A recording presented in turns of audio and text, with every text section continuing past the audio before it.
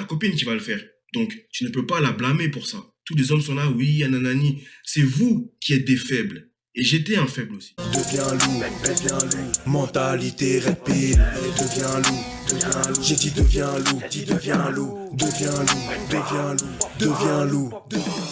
Salut mon gars, ça va la forme? Moi perso, ça va tranquille. Aujourd'hui, on va voir la raison pour laquelle tu dois impérativement faire des shit tests à ta copine avant de te mettre en couple avec elle. Là les gars, on va commencer à faire de vraies vidéos. On va commencer à aborder de vrais sujets, des sujets que j'entends très rarement. Donc n'hésite pas à t'abonner si tu aimes ce genre de contenu.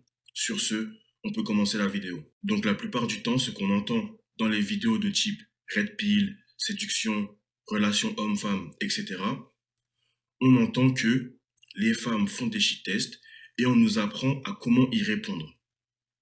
C'est une bonne chose. Mais vous devez comprendre que les hommes doivent impérativement faire des shit tests eux aussi, parce que de nos jours, les hommes ne choisissent que par le physique et par le fait de ce qu'elle a entre les jambes. Vous devez impérativement vous mettre dans votre tête que lorsque vous vous mettez en couple, lorsque vous allez commencer à vous mettre en relation sérieuse avec une personne, cette personne va avoir de l'impact dans votre vie. On est bien d'accord. Donc, vous devez sélectionner la meuf avec qui vous vous mettez pour ne pas qu'elle ait un impact négatif. Et ça, comment on peut jauger ça? C'est aussi en faisant des shit tests. C'est aussi en faisant des shit tests. Tu dois être capable de définir si cette meuf sera capable de maintenir le foyer pendant que tu gères les business. Est-ce qu'elle sera capable de gérer les enfants? Est-ce qu'elle sait faire à manger? Etc., etc. Alors, pour le fait de faire à manger, il y a des hommes qui aiment bien faire à manger, donc ça, après ça c'est vous. Mais en tout cas, vous devez impérativement lui faire des shit tests pour savoir si elle correspond à ce que vous attendez d'une femme. Mais pour ça, vous devez déjà savoir ce que vous attendez d'une femme. Moi, personnellement, ce que j'attends d'une femme, alors je vais pas tout vous dire, mais l'une des caractéristiques primaires, c'est le fait qu'elle doit être là comme une épaule. Elle doit me soutenir parce que un homme est censé avoir une colonne vertébrale. Un homme est censé être dur, être solide. Mais nous sommes humains. Nous avons tous des périodes sombres et des périodes de lumière. Il y a forcément des périodes sombres. Maintenant, lorsque toi, tu seras dans cette période sombre, si la personne qu'il y a à tes côtés n'est pas là pour te dire, allez, c'est pas grave, relève-toi, tu vas y arriver, mais plutôt à te dire, t'es une merde, ou aller faire n'importe quoi parce que justement tu es dans cette période d'ombre, tu vas encore plus sombrer. Et là, c'est le début de la merde, tu vois. Donc, tu dois impérativement sélectionner par rapport aux critères que tu veux. Ça peut être, comme je l'ai dit, le fait de pouvoir maintenir un foyer, ça peut être le fait qu'elle fume pas, le fait qu'elle te trompera pas, le fait qu'elle sera une épaule pour toi, je sais pas. Tout ça, c'est des trucs utiles, mais il y en a plein d'autres, tu vois. Et tout ça, ce sont donc des caractéristiques que tu dois chercher chez une femme. Donc, tu dois lui faire des shit tests pour savoir si elle correspond à tes attentes ou non. Ok? Parce que je vois trop de gars, ils sont là, ils disent, ouais, les meufs, elles testent, patati, patata, et vous vous plaignez. Mais ce que vous ne comprenez pas, c'est que vous aussi, vous devez faire des shit tests. Ok? C'est la vie, en fait. C'est la vie parce que tu ne peux pas connaître une personne à 100%. C'est impossible. Et tu ne peux pas savoir ce que la personne a à l'intérieur d'elle. Tu vois seulement ses agissements, ses actions et ce qu'elle te dit. Tu ne sais pas ce que la personne pense. Donc, tu dois faire des shit tests pour savoir si la personne correspond à tes attentes ou non. Et du fait que les hommes ne font pas des shit tests, on voit énormément de relations qui se terminent et qui auraient pu ne pas se terminer à cause de ça. Mais les relations ne se terminent pas que à cause de ça. Il y a aussi d'autres raisons et je vous tiens les hommes, je nous tiens responsables la majorité du temps. Parce que nous, on est toujours là à dire, ah, les femmes sont ceci, ah, les femmes sont cela. Les femmes sont ce qu'elles sont et les hommes sont ce qu'ils sont aussi. Ok? Les hommes sont censés avoir une colonne vertébrale. Les hommes sont censés être solides. Ils sont censés redonner confiance à la personne qui est à côté d'elle. Ok? C'est la personne qui dirige, qui lead parce que justement, naturellement, il est puissant, il est plus fort. Ok? Mais nous, on est là, on est faible, on est des fragiles. On se plaint à tout bout de champ, on a peur de faire ceci, on a peur de faire cela, on a peur de prendre le lead. On n'est pas assez masculin. Donc du fait que nous ne soyons pas assez masculins, la femme est obligée de prendre cette part de masculinité. Et nous, on rentre dans la féminité. Soyons des hommes, les gars.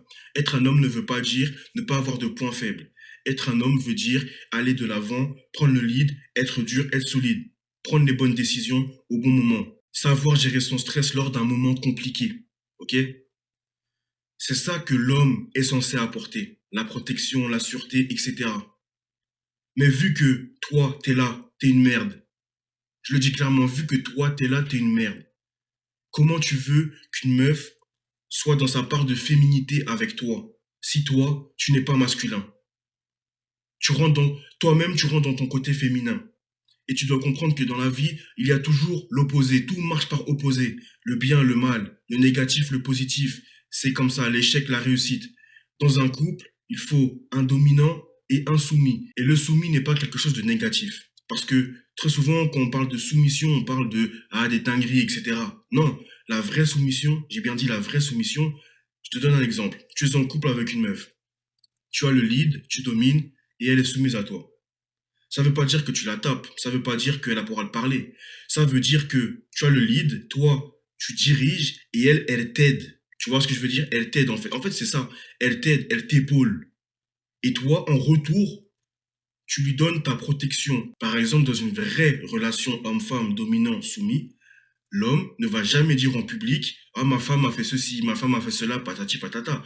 Il va tout faire pour donner une bonne image de sa femme. Et ça, c'est ce qu'elle mérite. C'est son retour d'énergie. Tu vois, elle va l'aider à grandir. Et vu qu'ils sont ensemble, quand lui grandit, elle grandit aussi. Tu comprends? C'est ça, la domination-soumission. En fait, la femme est sous sa protection. Mais elle l'aide aussi à avancer. C'est ça. C'est pas vos histoires bizarres, ah, j'ai pas le droit de parler, ou je ne sais quoi, je tape, ou il lèche les pieds. Ça c'est des conneries, tu vois? Ça, c'est des conneries. Pour moi, il faudrait même inventer un autre mot pour ce genre de choses. Parce que ça, c'est pas de la soumission et de la domination. Ça, c'est autre chose. Tu vois, c'est un autre domaine. La vraie domination, soumission, au contraire, c'est réellement quelque chose de sain, tu vois. Parce que les relations de nos jours, pourquoi elles ne durent pas? Justement parce qu'il n'y a plus cette domination, soumission. Tout marche par complémentarité, tu vois. Donc toi, tu dois impérativement être dans ton côté masculin pour que ta copine puisse être dans son côté féminin. Parce qu'on est bien d'accord. Si tu es en couple, il faut bien que quelqu'un prenne le lead. Il faut bien que quelqu'un prenne les décisions, les bonnes décisions. Si toi, tu ne le fais pas, qui va le faire? C'est ta copine qui va le faire. Donc, tu ne peux pas la blâmer pour ça. Tous les hommes sont là, oui, nanani. C'est vous qui êtes des faibles. Et j'étais un faible aussi. C'est nous les hommes qui sommes faibles. Alors arrêtons de blâmer tout le temps les femmes ou les autres ou ceci. Arrêtons et voyons les problèmes tels qu'ils sont, ok? Et réglons les problèmes. Comme je l'ai déjà dit, les hommes sont là pour régler les problèmes. Maintenant, nous avons un problème de taille devant nous, c'est nous sommes plus des hommes masculins. Alors, nous allons régler ce problème-là et nous allons redevenir des hommes masculins, ok? Je vous ai dit que là, je vais faire des vraies vidéos, on va aborder des vrais sujets, ok? On va arrêter de dire, ah, elle a fait ceci, elle a fait cela. Non, là, on va se prendre en main, ok? On va avancer. Ceux qui veulent avancer, on est là. Ceux qui veulent pas avancer, on est là aussi. Un jour, ils prendront conscience, ok? Nous, on agit, on fait ce qu'on a à faire. Sur ce, les gars, je vous dis à la prochaine. Mettez un like si cette vidéo vous a plu. Allez, ciao. Ça me ferait toujours mal au cœur de voir des refs se faire castrer par des meufs. Frérot, réveille-toi, t'es devenu son yinche. Tout ça parce qu'elle est fraîche. On va pas en te voir pour draguer des chiennes.